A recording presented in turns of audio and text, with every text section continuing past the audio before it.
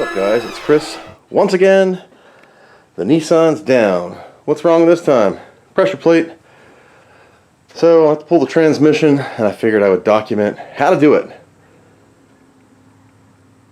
This is a 2003 Nissan Frontier XE King Cab. Like extended cab, basic, nothing special. 2.4 liter KA24DE. I've already go ahead and removed the air cleaner and the battery, and I just wanted to give you a quick, well, it ain't gonna be quick, but I'm gonna piece this together so it will seem really fast. But it is currently almost 90 degrees in here. I had a fan going, but it'll drown out the microphone. So I really wanted to just show you what I got. You're gonna need a whole boatload of tools, more than I have here. So I started by removing my air cleaner, and underneath, when I mean throttle body assembly, there's a vacuum hose attached to that, the little ring thing that goes over the throttle plate for the bolts, the air cleaner, the plastic front, and the top. Start by removing the four 14mm bolts from your drive shaft rear. You'll notice these are out, laying on the ground, but doing nothing because, ouch, ow, when you fall off of your creeper, oh, the concrete floor is nice and cool. You're going to have to remove the two 17mm bolts for your center bearing. It's coming out. One on each side. With the drive shaft bolts removed, give the back a tap, but don't pull it out yet. If you pull it out, you're going to get a little dribble of gear oil on the floor. So get yourself a 1/2-inch wrench and stick it in this fitting right here. Pull it towards you until all your gear oil drains out. There's a magnet on the end of this thing here, and you can see it has a little bit of material on it, but I've already wiped it off. And do not, under any circumstances, use gear oil. I use straight SAE 30. Why? Because this transmission has copper and brass synchronizers, and any GL5, which is almost everything in the store, will eat it up, and you will be grinding your whole transmission up, which is what happened to me, which is why this transmission's in. But I was a cheapo, and I used an AutoZone clutch, which had a 1-year warranty, and I got 2 years out of it. The clutch still works, but the pressure plate is totally gone and stays engaged forever. I tried the slave cylinders and all that stuff, my previous videos on replacing a clutch master cylinder. Well, for me that was apparently irrelevant because it only bought me a week, and then the pressure plate blew out. So I have a new one. I ordered a performance model, and it's a Nissan part, so it should last, hopefully, longer than this truck does. So after you drain your transmission fluid, you can go ahead and pull that drive shaft out, put a towel or something down just in case you catch some crap, or you can stuff a rag up in the tail shaft for now. And with that, you'll pull the whole drive shaft and center bearing assembly out, put it in the back of the bed. Okay, after your transmission fluid is drained, you want to go ahead and remove this plug, the speedometer plug. Well, you can't really see it because it fell over. Anyway, it's a little plug, looks like that. This one plugs into this. Where's my finger? This piece gets plugged in by this one. So anyway, once these are out of the way, you'll have a little wiring harness here. Now note, let me get my big light up here.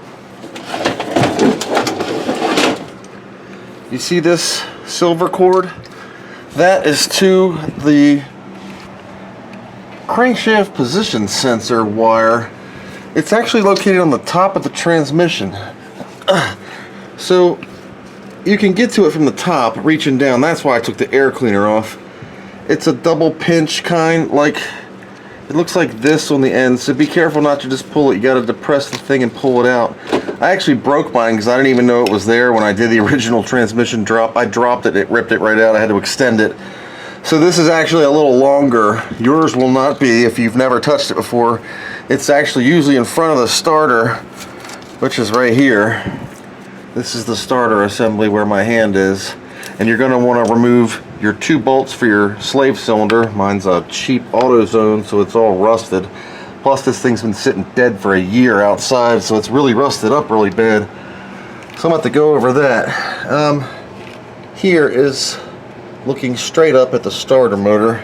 That's this thing right here. And you're going to want to remove that. There's a bolt here in the front. One here, which is apparently finger tight for me. Look at this. Oh my gosh. This is my starter bolt. There you go. Finger tight. And the other one is on top. You can get to it from the top of the vehicle or reaching your hand up. Once the slave cylinder is out of the way, just let it hang. Do not disconnect this. You're going to have a nightmare of bleeding. As long as you don't push the clutch, the piston won't pop out, it won't drip, it won't leak. You could just tuck it up over here on the frame rail. If you want to, you can remove or loosen, soak everything down with some penetrating oil, the tube on the transmission mount. If you want, you can soak these. These are 17 millimeter. You're going to break these loose with a wrench on top up here over the frame rail and an impact gun here. Do not drop this yet because your whole transmission is going to have its weight on it. You want to get all the bolts out of the flywheel and all around the engine, which you can do with a very long socket. Excuse my rubber thing. I was seeing if my throwout bearing was still working, so I just ripped this sucker out of the way. I was pissed. I'll fix that once I get this off. See this cover over the splines? This just comes right out. You might have to bang it out, but it will come out. And your seal's in here if you wanted to replace your rear seal. This one's still good, so I don't need to. But you could bang this off and you just push it back in. It's like a dust cover for the front bearing. Okay, and now it's onto the inside. It's the next day. To remove your center console, unscrew this and it will pull off. Then just grab this and give it a tug. And underneath here, you'll have about, let's see, 1, 2, 3, 4, nothing up the corner, 5, 6 screws. Pull this out and there'll be a rubber grommet underneath of this. You can see it right here. This piece will remove and you'll see the top of your transmission. There will be a zip tie around the top of the rubber grommet, this piece, and you might have some residual oil you want to wipe up. So let me get these screws out. Okay, the screws are removed. Look at the size of this light I gotta use. Look at this thing. Imagine holding this on yourself while you're recording. Okay, so anyway, here is the plate removed. You can grab this, it will slide out. There's the hidden screw that's up in the top corner. And then this rubber grommet will come out, slipping over that. You can put that over there. And here's the top of the transmission. As you can see, I've been here before. Excuse me. This is normally held on by one nice big zip tie, but I have held mine on by 3. There's a rag I can use. Wipe any residual oil or anything off of here. Wow, mine actually stayed on. That's awesome. Didn't leak too bad either. That's a good thing.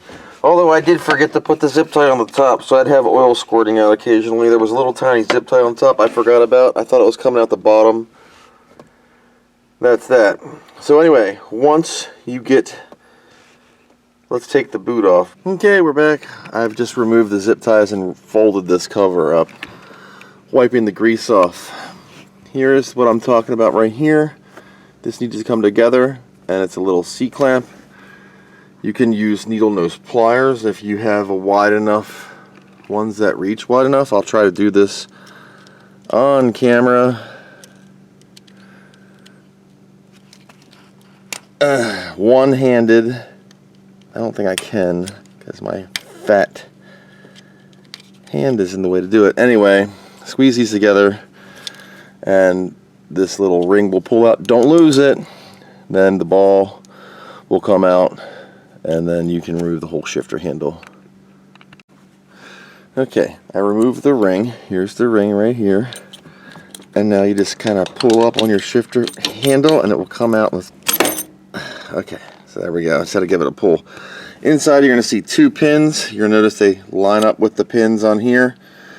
Though you can't put your shifter in backwards or wrong. You can see down into the transmission where this little nylon piece will rest, and that is the shifter fork assembly. So with that removed, I'm just going to stick it back in there for a while until I get all the other stuff unhooked. We're going to start on the starter motor. As you recall, my 1 bolt was only finger tight. I will be Loctiting that back in, and we're going to start on the bell housing bolts. So a little bit of progress. It's getting hot again. I don't even know what time it is. Try to get out here early to beat the heat. So I took the bolts out for the transmission. 1, 2, 3, the long one, 4. Put a transmission jack underneath with the ratchet safety strap and jacked it up. And then I removed the cross member. Apologies if you hear a noise in the background. I have a fan going because it's so hot. So I have a cross member, and I had to use my impact gun. It's a 16 millimeter nut on a 17 millimeter bolt. Remember to get your washers and lock nuts out of there and try to keep everything together. And I did remove the 2 cap nuts, which are sitting up here, from the transmission mount right here. So now it's just sitting free. I'm getting ready to give it the old atomic wiggle to pop it loose. Okay, so we're back, and as you can see, dummy me forgot to remove a bolt for the metal cover, so I am wiggling and wiggling and wiggling. I couldn't get the pin to come out, and it was my own fault. So don't forget about that bolt. It's a tiny one, like that one, 14 millimeter. Goes right there. There's a metal shroud. I didn't even see it because I was looking this way for the other ones. Anyway, so my car won't shift. It's like stuck in gear. Normally when you depress your clutch, the slave cylinder, which I replaced, pushes this forward and returns back to normal, right? So first, second, third, pushing the clutch in. But what happened was mine went like this. What's happening? Look. This is supposed to stay here and retract. Turns out, right, let me get my light, here, where is it, where is it, right here. I'm like, what the heck is that thing? Pull it out, ugh. It's the other half of the spring goes on this. Your shifting fork has a pivot point in here. There's a little clasping spring that holds over this knob, right? Clips over. That's fine. That keeps the shift fork in place. And as you shift, you know, this goes forward to push the throw out bearing in and out. Well, the clutch is supposed to push this back, but what happened? Apparently this thing is hitting the edge of this flange and getting freaking stuck, and it wouldn't return. So that's why my car's stuck in gear, and that's why I replaced my slave cylinder. I guess the extra pressure must have let it work. I don't know where it's hitting at. It's somewhere in here. It's like getting stuck. Now I did have to move the jack all the way to the back, lift it up, and drop the front down. So it's a couple hours later, and I did this. This is the piece that was the problem where it wouldn't slide in and out. So if you can see down in there, I kind of ground it out a little bit to make the edge, even though I'm keeping the machine surface, it's a little rough, I'll sand it out. I've just taken that sharp edge off. Now you can see for comparison, this lip on the inside there, it's a very sharp lip. This one was catching on the return, so I just ground this side out to kind of taper it in. It still has the edge, it still has the machine surface. I have to kind of clean it up a little bit so it rides true. So I tapered this just a little bit, took the sharp edge off, and I also ground the inside. So now it's not, like, for comparison, watch this. Hear it?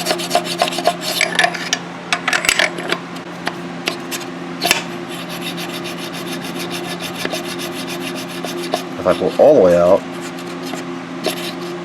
it's really tight. You should hear that opposing edge. But even if it were to get stuck, now it'll go back in. I'm gonna trim it up a little more. I want to get this perfect as possible because I am sick of taking this thing apart. Okay, so I took out the 6 bolts that hold the pressure plate on. They're super simple. They're not torqued deathly tight.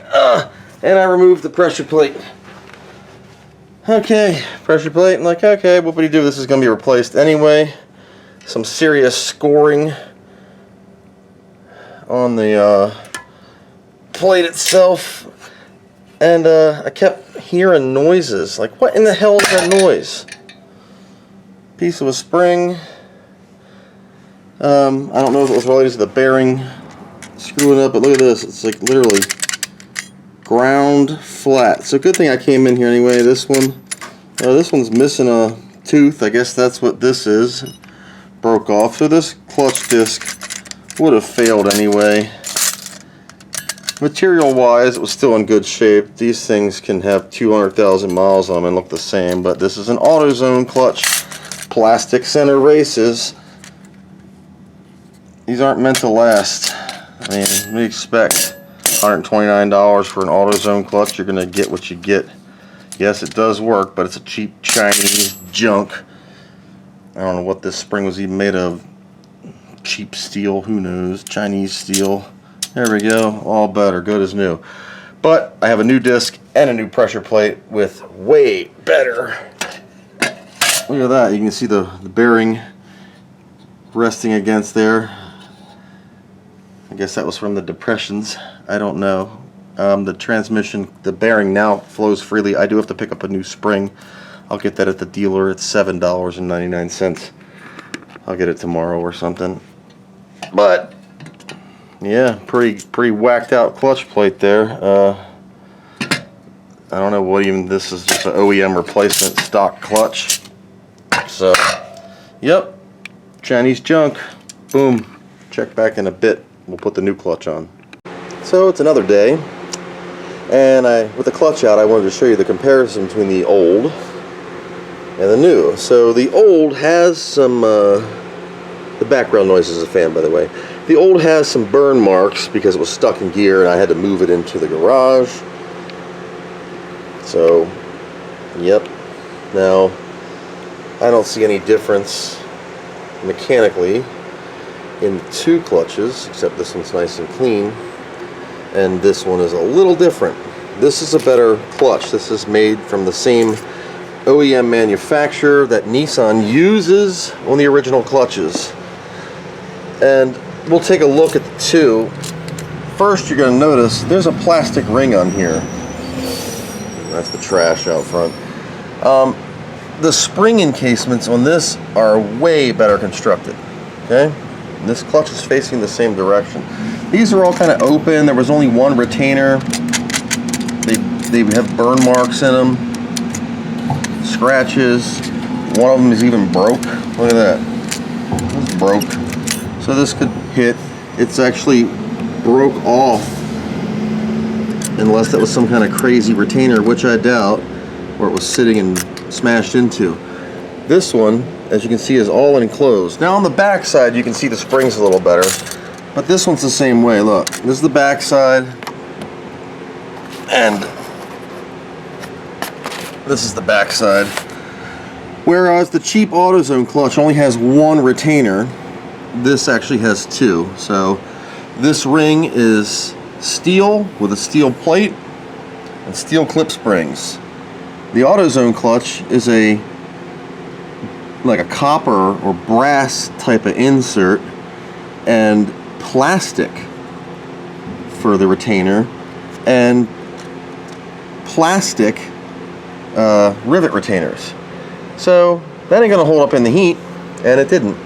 The material wise, it's still thick. I mean, it's got plenty of room left on it. You can see some burn marks and some light slippage, I guess, glossy areas. Where the new one, of course, is brand new and doesn't have any of that. The rivets are pretty deep in there. I don't think I'm going to have any problems with it. I hope not. This also has 6 rivets. This one has 3. So this is a better constructed clutch. You get what you pay for.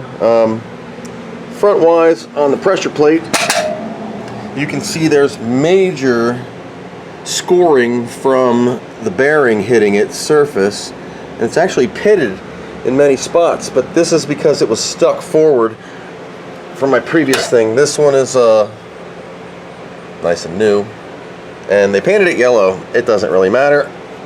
What you want to do is you want to squirt all this stuff down brake parts cleaner, because it does ship with a light coating of oil to keep it from any rusting. This one is going to be in the garbage. Now, underneath on the flywheel, now you can see there's some burn marks on the flywheel. Now, this flywheel isn't pitted at all, it's just some burn marks. So I'm going to take some sandpaper and sand it out. In the center is your pilot bushing. And if you have an extraction tool, it's kind of like a little mini slide hammer, you can take it out and replace the new one. I don't give a crap, it's still there. So guess what? I'm not doing it. Got the springs. I got 2 of them because I'm cursed and I'm sure I will break one. So real quick tip, when you're putting your pressure plate on, there's all these mounting holes and holes for, I guess, various bolt patterns.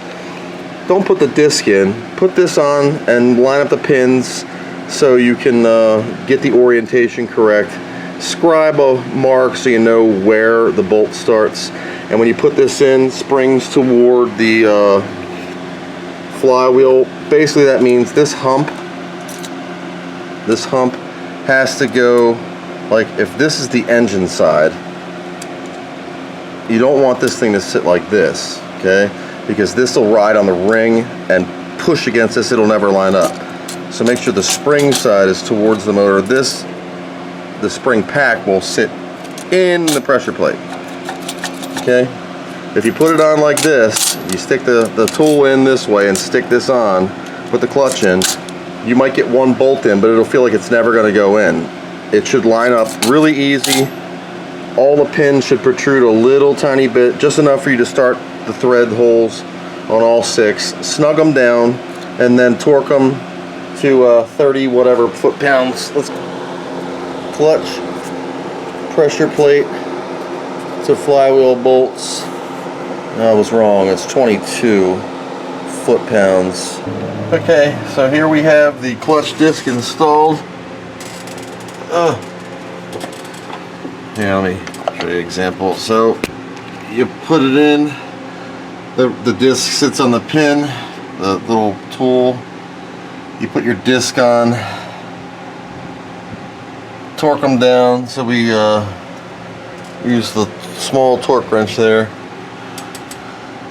And we did the foot-pounds and we torqued them all down. They're Loctited, and now you can just remove this. This disc will stay in place because it's being pushed on by the disc, the metal. Now we're going to get to reassembly. Now on the transmission here, I did a couple things. I went to AutoZone and I bought a pack of O-rings.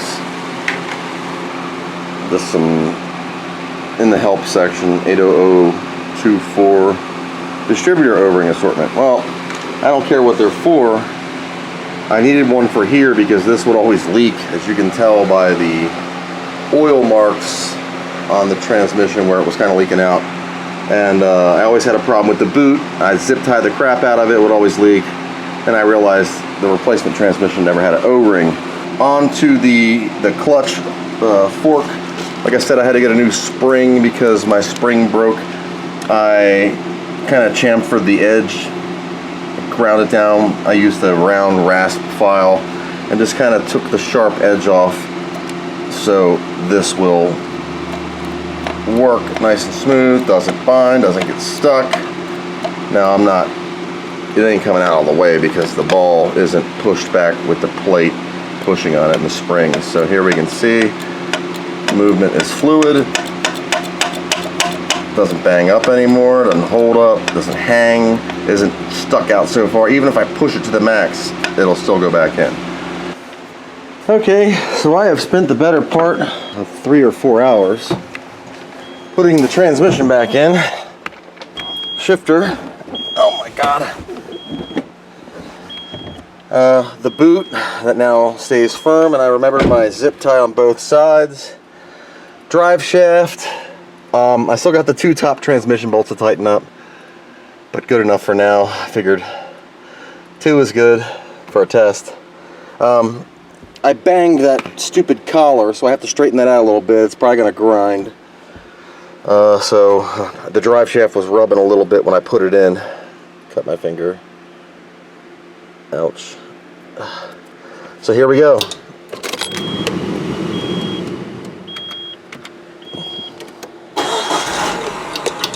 Whoops.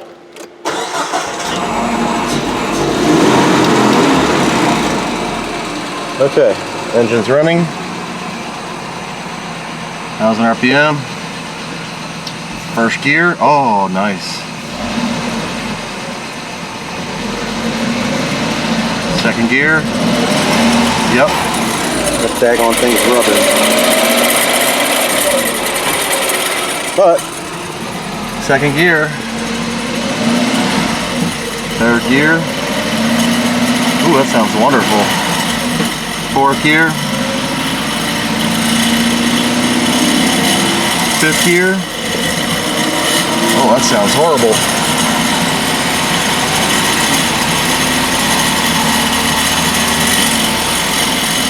Neutral. Yeah, turn off. So, it works. It stinks a little bit. Something's rubbing somewhere. 90 degrees in the garage right now. I am a literal ball of sweat. I have some cleanup work in here. Those 2 top bolts. Make sure all the hoses and crap are out of the way. Nothing's rubbing, because I don't want any funky smells. I make sure all the wiring's not touching anything. Things like that. I haven't done anything with this truck in a year. Roughly a year since the clutch pooped out. But the new one's working. It's in. Everything's good so far. Some touch-up work, and then we'll come back for a final test drive once I get that thing straightened out.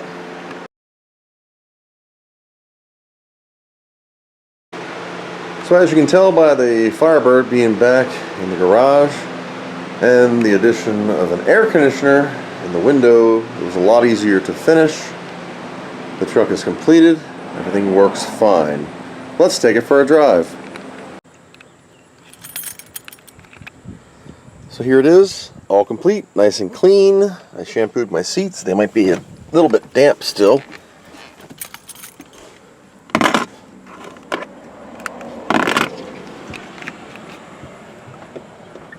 Very hot out today. I will keep the air conditioner off. No more grinding. I had to take a screwdriver and bend that plate a little bit for the dust cover. Whew. I have to turn the air on low. It's too hot.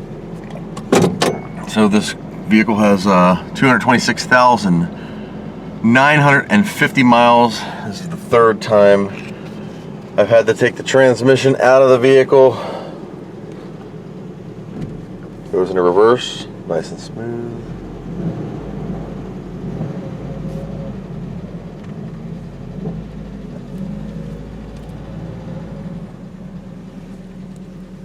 You'll hear a lifter tap. I have a sticky lifter. First gear goes in nice and smooth.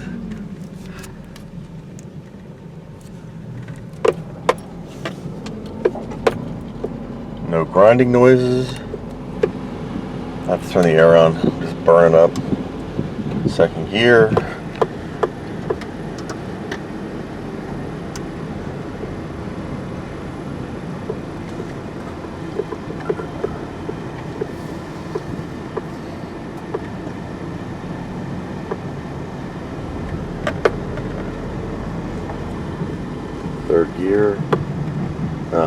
slow for third gear, but it's working. Go back down a second. No noises. It's nice and quiet. It shifts so nice.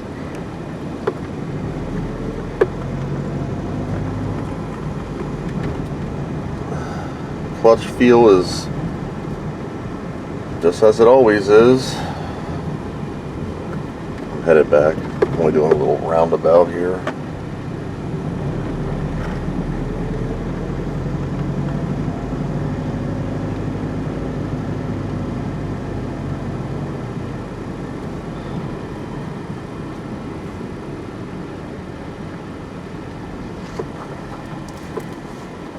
Over the hill. I'm just going to stop, put it in first gear.